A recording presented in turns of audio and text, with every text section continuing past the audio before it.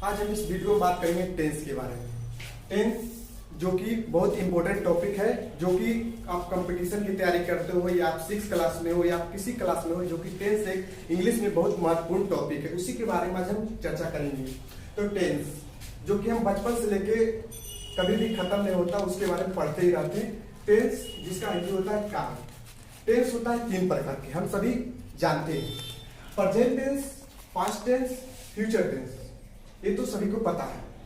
Present tense के भी 4 प्रकार होते हैं, जो कि यहाँ पर लिखा हुआ। सिंपल प्रेजेंट टेंस, इसका दूसरा भी नाम होता है प्रेजेंट इंडेफिनिट टेंस, इसी को कहते हैं। दूसरा है प्रेजेंट कंटिन्यूअस टेंस, तीसरा है प्रेजेंट परफेक्ट टेंस, चौथा है प्रेजेंट परफेक्ट कंटिन्यूअस टेंस और पास्ट टेंस भी 4 प्रकार के होते हैं, जो कि निम्नलिखित है।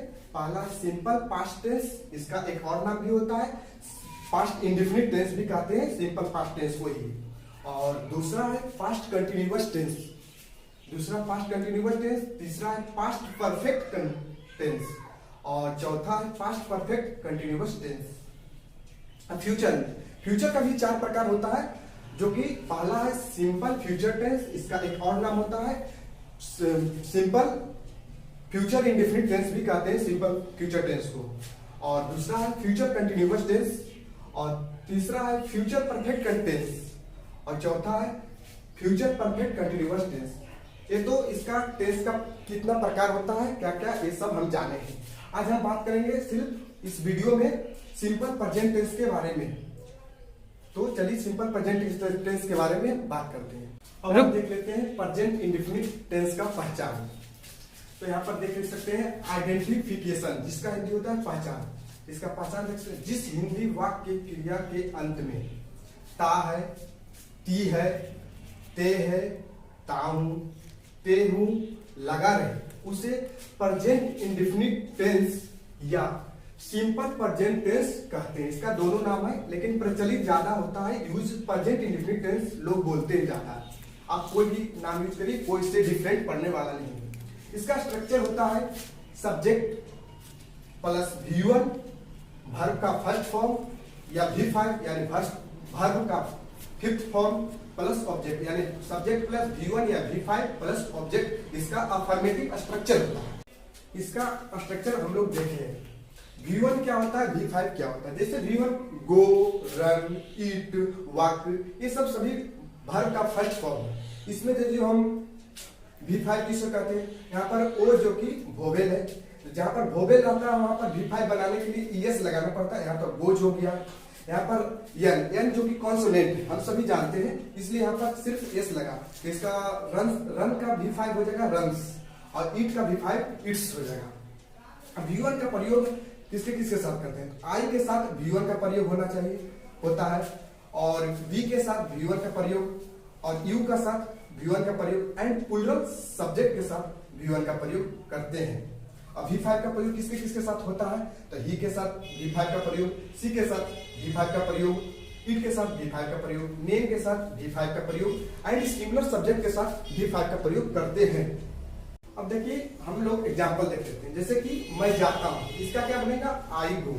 आई गो क्यों बना, तो आई का इंग्लिश होता है आई माने मैं, इसलिए इसका आई, और जाता हूँ। यहाँ पर देख सकते हैं ता लगा हुआ है, जहां पर भी ता है, ते है, ती है, ता हूं, ते हूं लगा रहे हो, वो समझ जाना चाहिए। समझ लीजिए कि प्रेजेंट इंडेफिनिट या सिंपल प्रेजेंट टेंस का है, दोनों एक ही नाम है उसी टेंस का। तो यहाँ पर देख सकते हैं ता लगा, इसलिए वर्ब का फर्स्ट फॉर्म लगा आई गो। यहाँ पर मैं दौड़ता हूँ, ताई का इंग्लिश सभी जानते हैं आई होगा, मैं का इंग्लिश होगा आई। दौड़ता, दौड़ना का क्या कहते हैं, रन, इसलिए आई रन, मैं दौड़ता हूँ। वह बाजार जाता है, हुआ। ही के लिए क्या प्रयोग करते हैं, तो ही का प्रयोग करते हैं। वह के लिए ही का प्रयोग करते हैं। वह बाजार जाता है, तो ही यहाँ पर गो। अब गो नहीं लगाएंगे, क्योंकि ही के साथ हम पहले भी जस्ट फ्यू मिनट पहले बता चुके हैं कि ही है, जो कि ही के साथ V5 का प्रयोग होता है, इसलिए यहाँ पर गो नहीं लगेगा, गोज लगेगा। ही गोज, गोज के साथ ही गोज टू, कहा जाता है, तो बाजार जाता है। बाजार के लिए क्या यूज करते हैं, मार्केट, तो ही गोज टू मार्केट। देख सकते हैं, ये सभी एग्जाम्पल है। अब देखिए किसी भी जिस भी हिंदी क्रिया के अंत में ता है, ती है, ता हूं, ते हूं लगा रहे, वो समझ जाइए कि प्रेजेंट इंडेफिनिट टेंस का है। इसका स्ट्रक्चर था अफर्मेटिव स्ट्रक्चर था सब्जेक्ट प्लस V1 या V5 प्लस ऑब्जेक्ट। इसका अब इसका हम निगेटिव के बाद कुछ कर लेते हैं। चलिए हम निगेटिव के तरफ चलते हैं, देख लेते हैं अब निगेटिव स्ट्रक्चर क्या है। तो इसका सिंपल प्रेजेंट टेंस का निगेटिव स्ट्रक्चर होता है सब्जेक्ट प्लस डू या does plus not plus V1 plus object. इसका निगेटिव स्ट्रक्चर होता है। जैसे कि एग्जांपल हम लेके बता देते हैं, जैसे कि मैं नहीं जाता हूं, मैं नहीं जाता हूं, इसका क्या ट्रांसलेट होगा? देखो मैं का अंग्रेजी क्या है? आई, जैसे लिख देते हैं आई के साथ डू का प्रयोग होता है, हम सभी जानते हैं आई डू, और नहीं आई डू नॉट गो, इसका होगा यहाँ मैं नहीं जाता हूं आई डू नॉट गो। और इंट्रोगेटिव में क्या है? जो कि वर्ब होता है I do does is am are, ये पहले आ जाता है इंट्रोगेटिव में। जैसे कि क्या मैं जाता हूं, इसका क्या होगा? जैसे कि क्या मैं जाता हूं, क्या मैं जाता हूं, इसका क्या?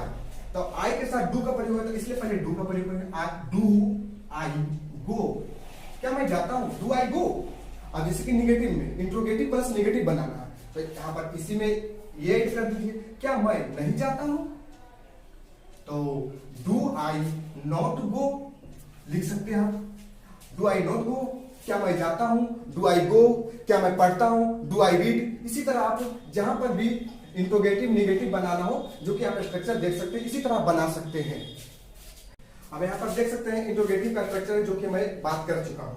यहाँ पर देखिए डू या does plus subject plus note मैं ब्रैकेट में दिया हूं, क्यों? क्योंकि नोट का जैसे कि कोई सेंटेंस है, क्या मैं जाता हूं, तो इसका बनेगा do I go.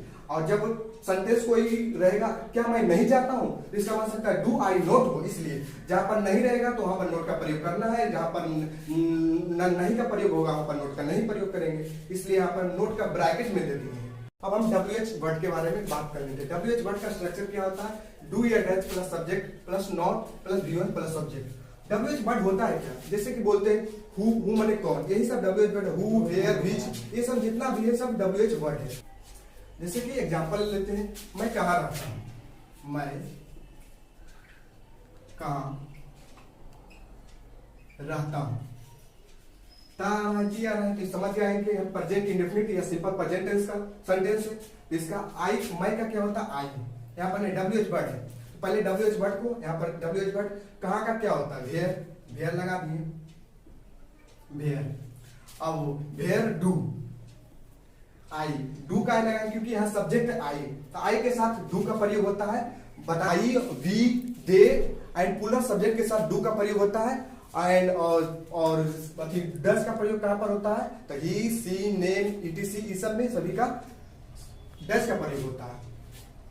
Where do I live, रहना का स्पेलिंग क्या होता है? Live. Where do I live, देख सकते हैं आप।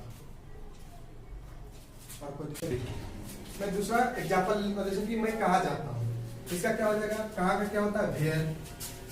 वेयर डू आई गो। यहाँ पर क्वेश्चन मार्क लगा लीजिएगा, क्योंकि पिछला एग्जांपल में लगाना भूल गए थे।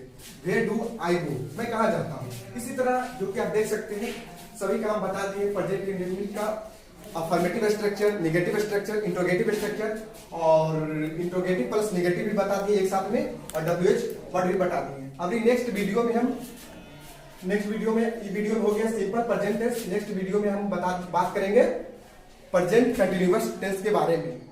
तो चलिए मिलते हैं नेक्स्ट वीडियो में। Thank you.